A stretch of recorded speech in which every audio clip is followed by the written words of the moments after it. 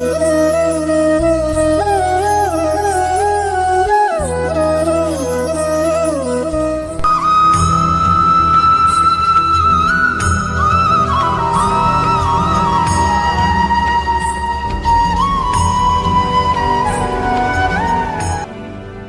शब्द अपने आप में इतना शक्तिशाली होता है, यदि आप चाहें तो उन्हीं शब्दों से सृजन कर सकते हैं और चाहे तो नाश भी।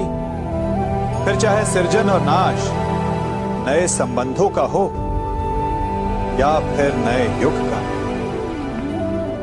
आजकल सर्वत्र सहनशीलता की कमी, बात बात पर लोग झगड़ जाते हैं, विवाद पर उतारू हो जाते हैं।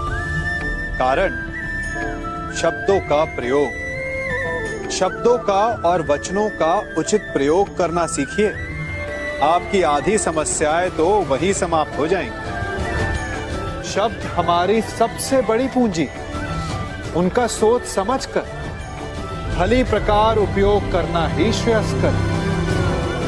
जो शब्द की महिमा और शक्ति को पहचान गया, वो इस सृष्टि के आनंद को भी समझ गए। आप भी समझिए। आप इस तितली को देख रहे हैं, आपने एक मक्खी को भी देखा हो। प्रकृति ने दोनों को समान गुण दिए, रस पान करने का। एक तितली फूलों पर जाकर उसका रस लेती और इस अवस्था में नए फूल खिलने की व्यवस्था भी करती है। और मक्खी घाव पर बैठती, घाव को सड़ाती है और रोग भी फैलाती। यदि इसमें किसी बात का अंतर है तो केवल सोच का। यदि आप उचित मार्ग चुनेंगे तो आपको सफलता मिलेगी, आप में उत्साह बढ़ेगा। और यदि आप अनुचित मार्ग चुनेंगे तो आपको असफलता मिलेगी, निराशा मिलेगी। अब उचित मार्ग चुनना है या अनुचित मार्ग, ये निर्णय तो आप पर निर्भर करता है। मनुष्य की सबसे बड़ी दुर्बलता क्या होती है? सोचिए। धन, प्रेम, अहंकार। मनुष्य की सबसे बड़ी दुर्बलता होती है उसके रहस्य। चाहे आप कितने भी शक्तिशाली क्यों ना हो, कितने भी प्रबल क्यों ना हो, परंतु उसके रहस्य उसके नाश की चाबी होती है। इसलिए यदि प्रबल रहना है, शक्तिशाली रहना है, समर्थ रहना है, तो अपने रहस्य को किसी को भी ना बताएं, ना मित्र को और ना ही शत्रु को। क्योंकि समय पड़ने पर कब कौन शत्रु हो जाए ऐसा कहना संभव नहीं। विभीषण को रावण के अमृत कुंड का ज्ञात था, इसीलिए प्रभु श्री राम रावण का वध करने में सफल हो सके। इसलिए उचित यही है कि आप अपने रहस्य को स्वयं तक ही सीमित रखें। संगति या साथ, मित्र और साथी मनुष्य के व्यक्तित्व के लिए सबसे महत्वपूर्ण होते हैं। अब आप कहेंगे ये कैसे? मनुष्य अवश्य अपने व्यक्तित्व के लिए उत्तरदायी होता है, परंतु मनुष्य संगति में ना चाहते हुए भी उसका व्यक्तित्व संगत की भांति हो जाता है। इन पात्रों को देख रहे हैं, मध्य में जल रखा है, इसमें दूध है और इसमें मलिन कीचड़ रखा है। यदि मैं इस जल को इस दूध में मिलाता हूं तो ये जल दूध बन जाता है, और यदि इसी जल को इस मलिन कीचड़ में मिलाता हूं तो क्या हुआ? ये जल कीचड़ बन गया। ऐसी कोई युक्ति नहीं कि जल बिना घुले मिले दूध या कीचड़ में अपना अस्तित्व बनाए रखे या उनसे अलग रहे। और ठीक ऐसा ही मनुष्य के जीवन में भी होता है। यदि एक गुणहीन व्यक्ति गुणवानों की संगत में बैठे तो उसे भी गुणवान समझा जाता है। सम्मान का पात्र समझा जाता है, और यदि एक गुणवान व्यक्ति गुणहीनों की संगत में बैठे तो उसे भी तिरस्कार मिलता है। इसलिए अपने जीवन में सदैव संगति सोच समझकर सावधानी से चुनिएगा। कभी खेत में किसी किसान को खेती करते देखा है? वो उसे सींचता है, उसे जोतता है, पशु पक्षियों से खेत की फसल की रक्षा करता है, परंतु एक बात का वो सबसे विशेष ध्यान रखता है कि कहीं खेत में खरपतवार ना उग जाए, क्योंकि एक खरपतवार खेत की सारी फसल को नष्ट कर सकती है।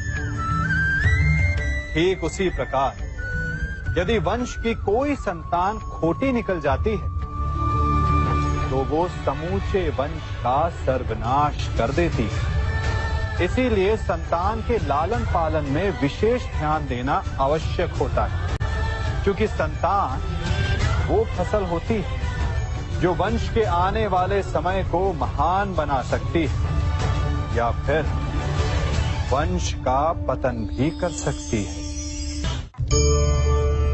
मनुष्य भी बड़ा विचित्र प्राणी है। अपनों से नीचे के स्तर के लोगों को वो हे दृष्टि से देखता है, उनका उपहास उड़ाता है, उनसे बार बार कहता है कि तुम्हारा कुछ नहीं हो सकता, तुम भविष्य में कुछ नहीं कर पाओगे।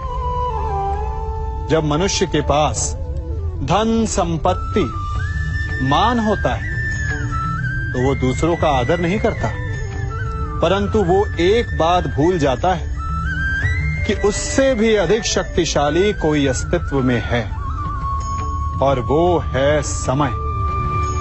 काल काल अपना चक्र कब बदलेगा ये कोई नहीं जानता। समय अपनी करवट कब लेगा ये कोई नहीं जानता। कोयला भी समय के साथ साथ हीरे में परिवर्तित हो जाता है। इसलिए जीवन में कभी भी किसी का भी उपहास नहीं उड़ाना चाहिए। देख रहे हैं इसे? ये रेत है। कहा जाता है कि इसे आप मुट्ठी में बंद करके नहीं रख सकते। क्यों? क्या इसका स्वभाव ही ऐसा है, या हमारे हाथों में इतनी सक्षम शक्ति नहीं कि इसे मुट्ठी में बंद करके रख सके, या फिर इसका स्वरूप ही ऐसा है कि ये फिसल ही जाएगी। कदाचित इसीलिए कहा जाता है कि आप रेत को मुट्ठी में बंद करके नहीं रख सकते, परंतु मैं आपसे कहता हूं कि आप रेत को मुट्ठी में बंद करके रख सकते हैं। कैसे? इसका उत्तर है, यदि आपके हाथों में पसीना हो तो आप रेत को अपनी मुट्ठी में जकड़ सकते हो। और पसीना कैसे आता है? परिश्रम से, प्रयास से।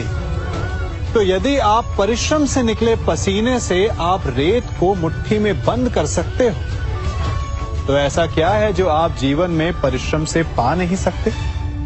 मान सम्मान, धन संपत्ति, बल, ये सब परिश्रम की उत्पाद है। हम कौन हैं? हमारा अस्तित्व क्या है? हम क्या हैं और क्या बन सकते हैं? ये बड़ा विचित्र प्रश्न है, परंतु उतना ही महत्वपूर्ण। मनुष्य सदा अपने वर्तमान प्रारब्ध के लिए अपने अतीत को उत्तरदायी ठहराता है, अपने जन्म को, अपने परिवार को उत्तरदायी ठहराता है।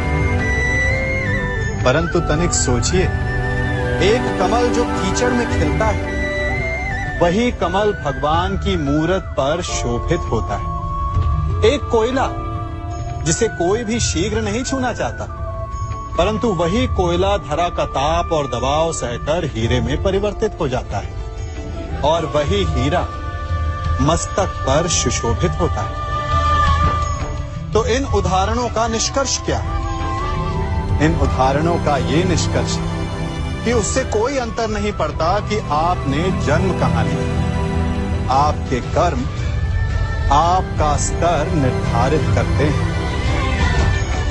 हमने कहां जन्म लिया ये हमारे नियंत्रण में नहीं, परंतु हम कब और कहां अपने जीवन की अंतिम श्वास लेंगे ये अवश्य हमारे नियंत्रण में होता है। तो कर्म कीजिए अपने जन्म। मनुष्य सदा भला बुरा, खरा खोटा, सत्य असत्य की बातें करता है।